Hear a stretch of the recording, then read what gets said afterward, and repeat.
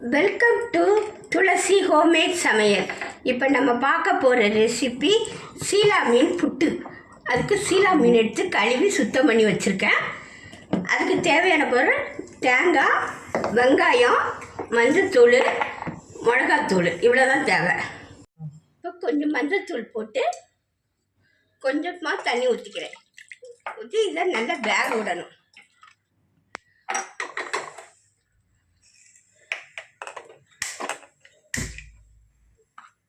இது நல்லா வேக வச்சு முள்ளை எடுத்துடணும், தனியாக முள்ளை எடுத்துடணும்.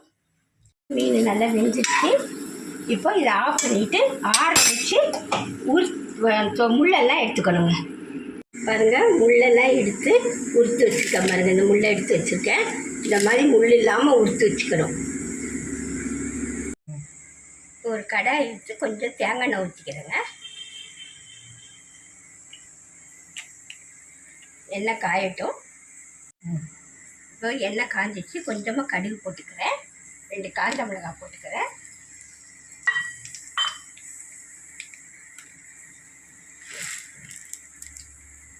கொஞ்சம் உளுந்தம்பருப்பு போட்டுக்கிறேன்.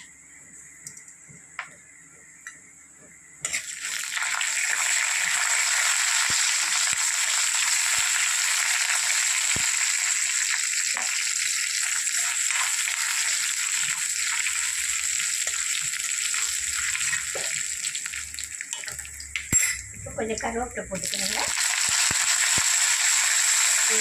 வெங்காயம் கொஞ்சம் நச்சு வெங்காயத்தை போட்டுக்கிறேன். வெங்காயம் கொஞ்சம் நல்லா வதங்கட்டும். கொஞ்சம் உப்பு, இதுக்கு தகுந்த மாதிரி உப்பு போட்டுக்கிறேன்.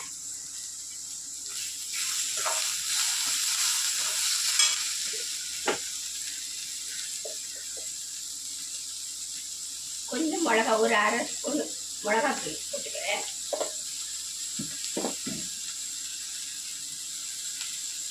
கொஞ்சம் மஞ்சத்தூள் போட்டுக்கிறேன்.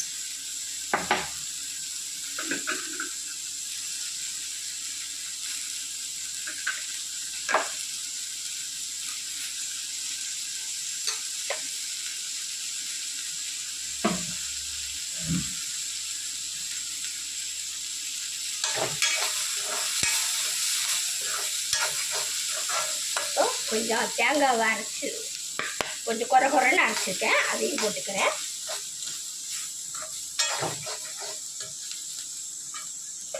இப்போ எடுத்து வச்ச மீனையும் போட்டுக்கிறேன்.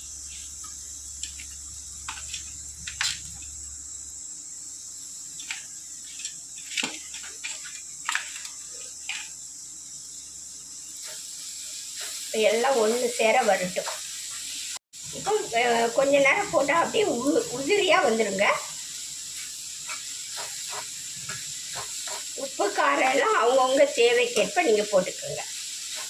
கொஞ்சம் காரமாக வேணுன்னா காரம் போட்டுக்கலாம்.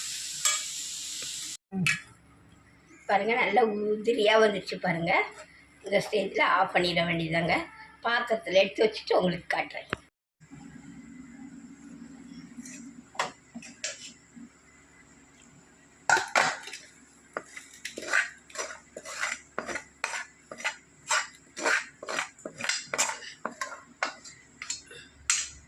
சீலா மீன் புட்டு ரெடி ஆயிடுச்சுங்க.